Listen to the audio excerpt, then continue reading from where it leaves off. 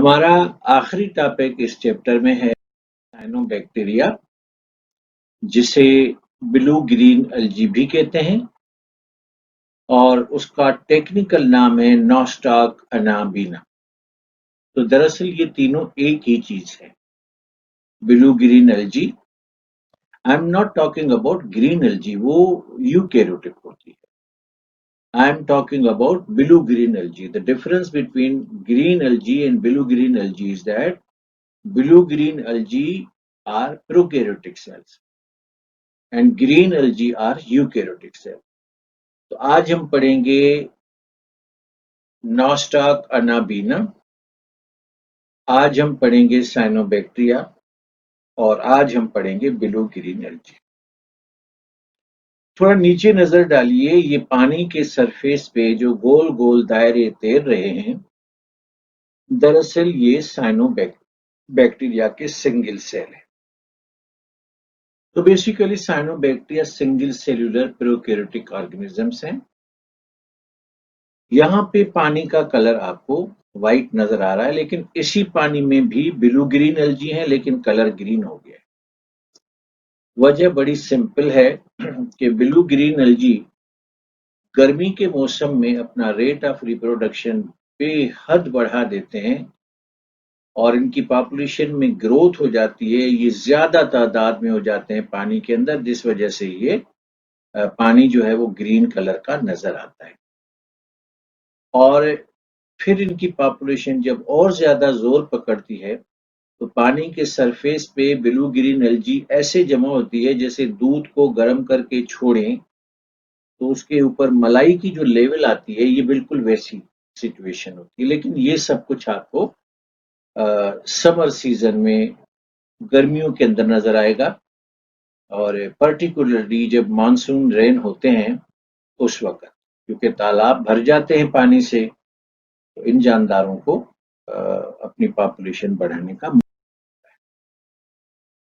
ये जो आपको हार की तरह लड़ियां नजर आ रही हैं, ये दरअसल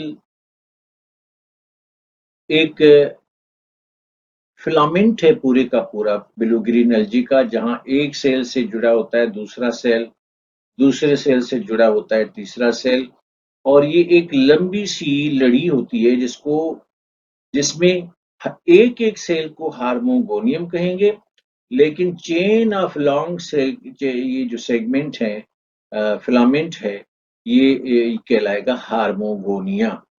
हार्मोगोनियम refers to one cell. हार्मोगोनिया refers to whole filament. तो ये होल फिलामेंट हार्मोगोनिया कहलाएगा और इसमें से एक एक सेल हार्मोगोनियम कहलाएगा। अच्छा, इसमें जो बीच में ये सेल आपको नजर आ रहे हैं, ये स्ट्रक्चर हेटेरोसिस्ट कहलाता है। तो आइए थोड़ा So one cell is the harmogonium, series of many cells is harmogonia, and the structure which is different in this whole filament that is called heterocyst. सवाल ये पैदा होता है कि वो कौन सी ताकत है जो इन सेल्स को इंटेक्ट रखती है। तो ये बाहर से आप ब्लू कलर की शीट देख रहे हैं, ये जिलाइटेनियस शीट बाहर से भी होती है और ये जिलाइटेनियस शीट अंदर से भी होती है। तो ये लड़ी को बिखरने नहीं देती, तो यहाँ पर डबल जिलाइटेनियस शीट होती है। तो ब्लू ग्रीन एल्गी का सिंगल सेल होता है, लेकिन ये कॉलोनी की शक्ल में रहते हैं और पूरे का पूरा फिलामेंट कहलाता है। So each cell is called harmogonium. Series of the cells is called harmogonia. And after very few cells, every few cells, there is a structure which is called cyst. Now let us talk about what is trichome. अब few cells between heterocyst is called trichome. अब अगर मैं आपको थोड़ा सा याद दिलाऊं कि कुछ हेटेरोसिस्ट के सेल्स के बाद कुछ हार्मोगोनिया सेल्स के बाद हेटेरोसिस्ट था, फिर वो हार्मोगोनिया के सेल्स के बाद फिर हेटेरोसिस्ट था। तो हेटेरोसिस्ट के दोनों जानिब जो चंद सेल्स होंगे, दे विल बी कॉल्ड हार्मो, they will be called I am trying to show you picture. यहाँ पर पिक्चर को हम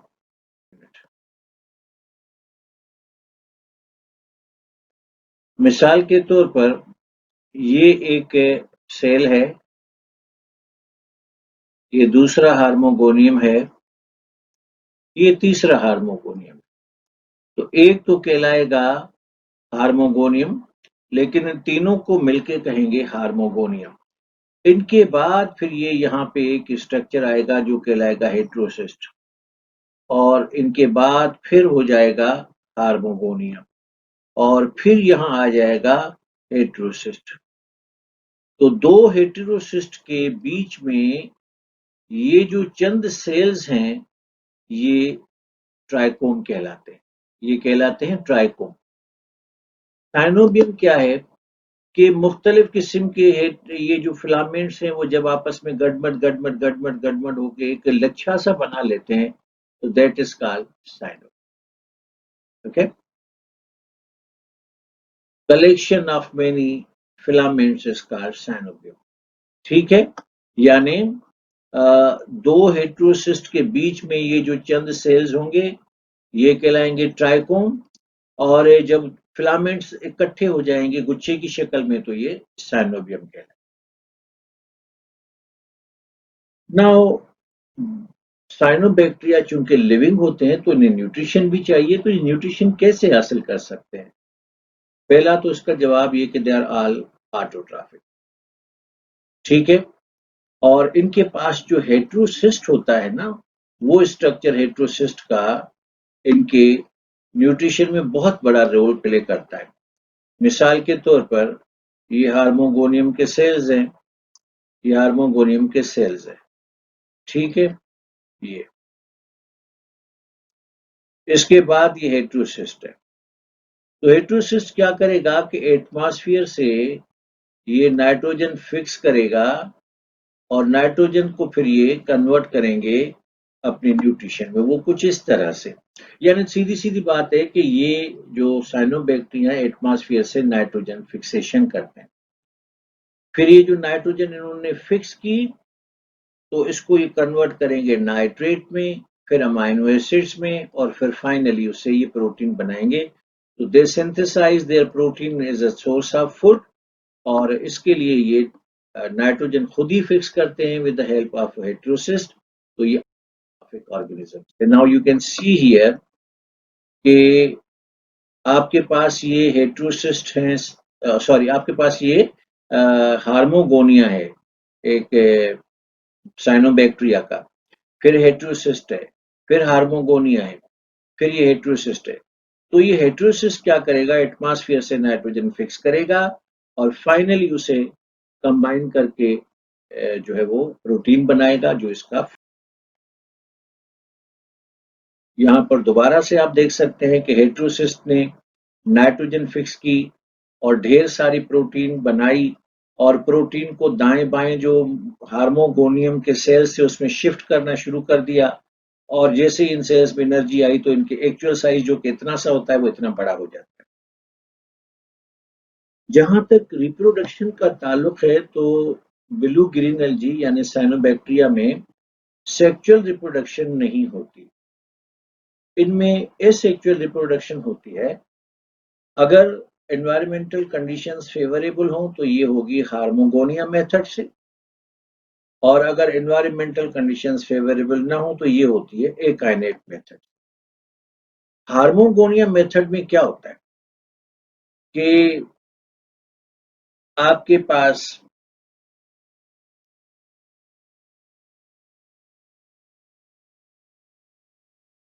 पास एक लंबा सा फिलामेंट होता है जिसे आप हार्मोगोनियम कहते हैं। इसमें एक ये हेटेरोसिस्ट हो गया, सपोज करें ये दूसरा हेटेरोसिस्ट हो गया, और यहाँ पर हम तीसरा हेटेरोसिस्ट के। तो हार्मोगोनियम मेथड में क्या होता है कि यहाँ से और यहाँ से हेटेरोसिस्ट वाली जगह से ये फिलामेंट टूटेगा, और टूट के ये अलग हो जाएगा, और अलग होने के बाद ये जो टूटा हुआ फिलामेंट का हिस्सा है ये भी टूटेगा यहाँ से, और ये यहाँ से भी टूटेगा, और ये फिर नीचे आएंगे, और फिर ये जो टूटा हुआ हिस्सा है ये एक नया फिलामेंट बनाने में लग जाएगा। यानी the entire hormogonia is ruptured from the heterocyst, और हेटेरोसिस्ट अलग हो जाएगा, हार्मोगोनिया के टुकड़े टुकड़े हो जाएंगे, वो जो टुकड़े टुकड़े हैं वो फिर एक नया फिलामेंट बनाने में लग जाएंगे। तो दिस इज कॉल्ड हार्मोगोनिया मेथड, और ऐसा फेवरेबल कंडीशन में होता है। लेकिन जब अनफेवरेबल कंडीशन में होता है तो ये सर्वाइवल के ऊपर तवज्जो देते हैं और रिप्रोडक्शन के ऊपर, यानी इनकी मल्टीप्लिकेशन नहीं होती। तो ये प्रोसेस एक इसमें होता क्या है कि ये हार्मोगोनिया मेथड है कि ये सारे का सारा फिलामेंट था, यहाँ हेटेरोसिस्ट है, यहाँ हेटेरोसिस्ट है, तो यहाँ से चंक जुदा होकर अलग हो गया। अब ये जो छोटा सा फिलामेंट अलग हो गया, फिर ये रिप्रोडक्शन करके ऐसा लंबा सा फिलामेंट बनाएगा। तो ये हार्मोगोनिया मेथड आपको देखो। एकाइनेट मेथड में होता है कि हेटेरोसिस्ट क्या करता है, नाइट्रोजन को फिक्स करके अपने साइड वाले जो ब्लू ग्रीन एल्गी के सेल हैं उनमें शिफ्ट करेगा, तो ये सेल एनर्जी आ जाने की वजह से एकाइनेट यानी मोटा हो जाएगा। फिर ये यहाँ से डिटेच होकर अलग हो जाएगा, तो हेटेरोसिस्ट फिर इसके साथ आके करेगा, उसको ऐसे ही मोटा करेगा। तो यूं हर एक सेल एनर्जी रिसीव करने के बाद ऐसा एकाइनेट होता जाएगा, और एकाइनेट होने के बाद जो है वो ये अलग होते जाएंगे अपने उससे, एक्सक्यूज मी, ये एकाइनेट होने के बाद अलग हो जाएगा, हेटेरोसिस फिर इसको एकाइनेट करेगा, ये अलग हो जाएगा, फिर हेटेरोसिस इसके एकाइनेट। तो यूं सारे के सारे छोटे साइज के जो सेल्स हैं, एकाइनेट होने के बाद ये डिस्पर्स होकर पानी के सरफेस पे तैरते रहते हैं, और इसमें इतनी एनर्जी होती है कि अगले साल मानसून रेन के अराइवल तक ये सरवाइव करते हैं। कुदरत मेहरबान है, अगले साल बारिशें होंगी, उस वक्त तक ये श्रिंक होकर सुकड़ जाते हैं, लेकिन अलाइव होते हैं, बायोलॉजिकली इनएक्टिव जरूर होते हैं पर अलाइव होते हैं। तो उसके बाद जो है वो ये हार्मोगोनिया मेथड से फिर अपनी लाइफ की साइकिल करेंगे। तो हार्मोगोनिया मेथड फेवरेबल कंडीशंस के लिए, एकाइनेट मेथड अनफेवरेबल कंडीशंस के लिए। तुलबा तालबात, इसके साथ हमारा चैप्टर नंबर 6 पूरा हुआ।